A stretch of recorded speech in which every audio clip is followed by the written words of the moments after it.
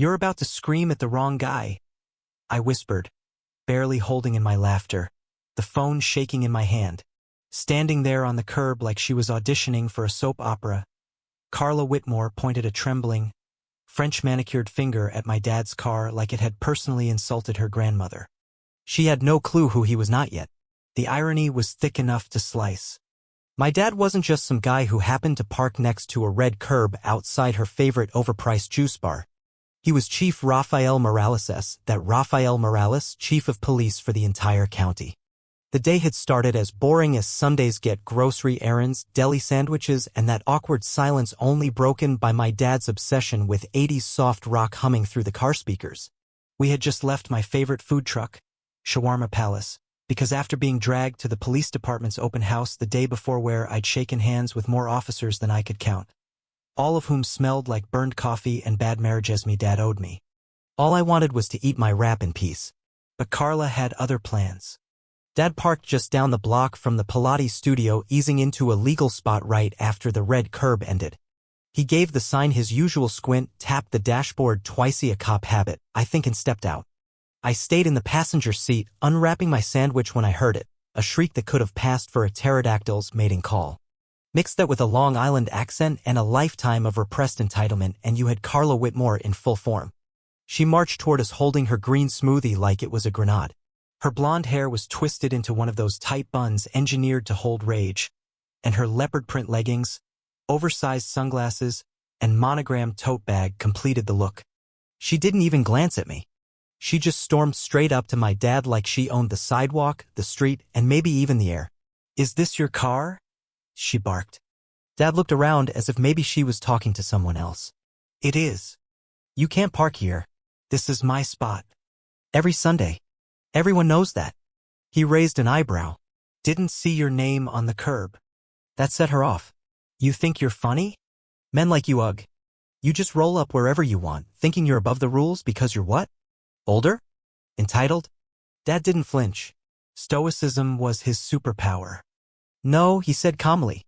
"I parked here because it's legal." That was when I hit record on my phone. I couldn't help it. I'd seen TikToks like this before.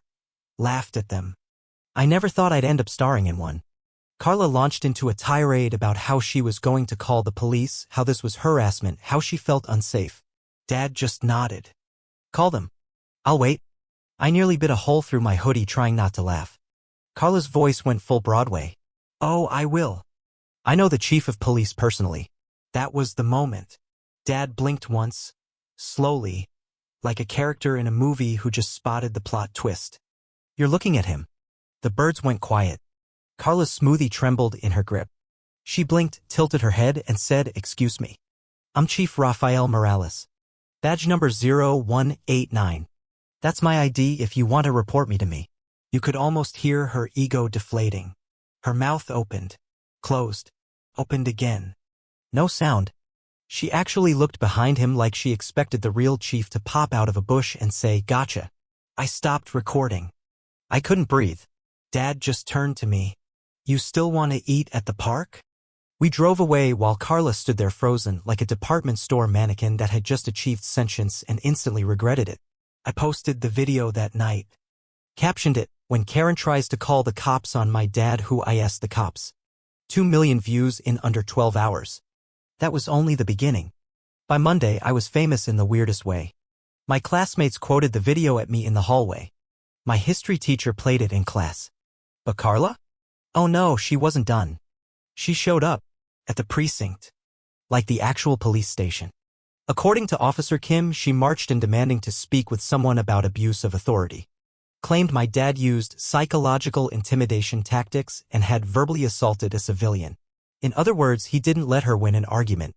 Next thing we knew, there was a local news van outside our house. Carla was now claiming emotional distress.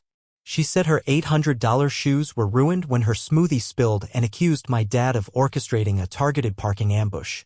I wish I were joking. Dad tried to stay calm. It's what he does. But I saw it eating at him, not the drama, but the way people were twisting the narrative. He worked 20 years to build a spotless reputation. No scandals. No drama. Not even one body cam video of him losing his temper during a traffic stop. He was the most boring kind of good guy. Now, he was a meme. One night, I caught him staring at the ceiling and whispering maybe I should have just moved the car. No, I told him. You did the right thing. She just didn't like losing. But Carla wasn't done escalating. That Friday, we got the letter. She was suing us. For harassment, emotional damage, defamation, unauthorized recording. She even printed out stills from my video and highlighted her own face in yellow. Dad looked at me and sighed. I guess she's serious. So are we, I said. And that's when things really kicked off. The video hit 6 million views. My DMs blew up, half from people offering sponsorships, the other half asking for exclusive tea on Carla. Dad, meanwhile, was just trying to get through the workday without getting mobbed. Someone even made a cardboard cutout of him and stuck it in front of the station. At first, we laughed. But it started getting weird. Carla wasn't just some random woman screaming on a sidewalk anymore.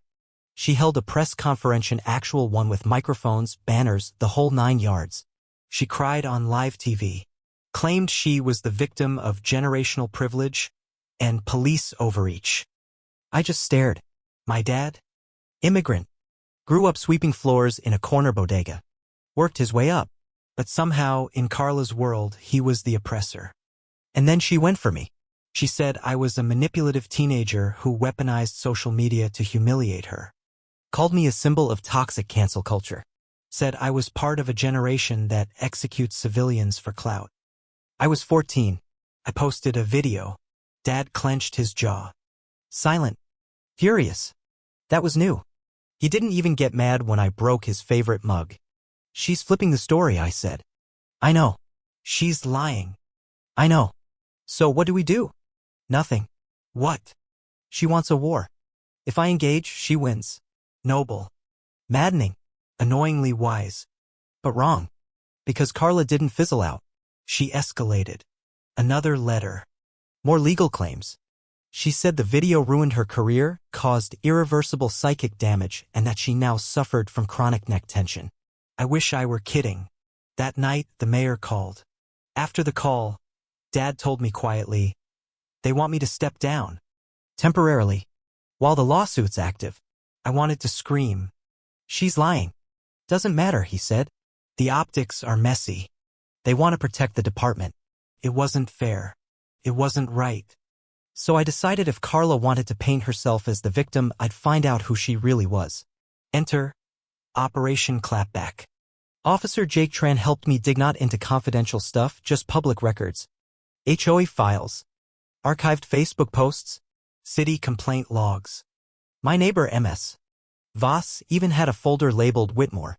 Full of newsletters, screenshots, HOA complaints. One even had Carla screaming at a grocery store manager who looked ready to cry. We built a timeline. Pattern. She wasn't traumatized. She was strategic. Manipulative. Calculating. Meanwhile, she launched a campaign for city council. I'm serious. Her slogan? Take back our streets. She passed out gluten-free cookies with her face printed on the wrapper. I attended the public meeting where she was speaking. Signed up for the open mic. When it was my turn, I stepped up and said, I'd like to share a doorbell recording from a neighbor. It's of Carla threatening to report a gardener to ICE and harassing someone over trash bins. I hit play. Silence. Carla froze. Her lawyer also froze. And just like that, the tide turned. We went to court weeks later. Carla showed up looking like a Wall Street exec. Her lawyer? None other than my dad's estranged brother, Luis Morales. Long story. Carla took the stand. Cried. Claimed trauma, nightmares, even said she'd gained weight because of stress. Her lawyer presented a handwritten journal allegedly written the day after the video. Only problem? It referenced online backlash that didn't start until 3 days later. Metadata doesn't lie. The journal was backdated. The judge dismissed the case. With a warning. Outside, my dad looked at me and smiled, really smiled for the first time in weeks. You did good, he said. So did you, Carla. She dropped out of the council race. Left town. Her reputation was toast. Luis sent Dad an old photo of them as kids with a single sentence, let's talk soon. As for me, I still make videos.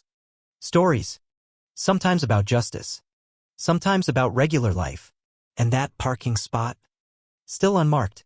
Still legal. Still ours.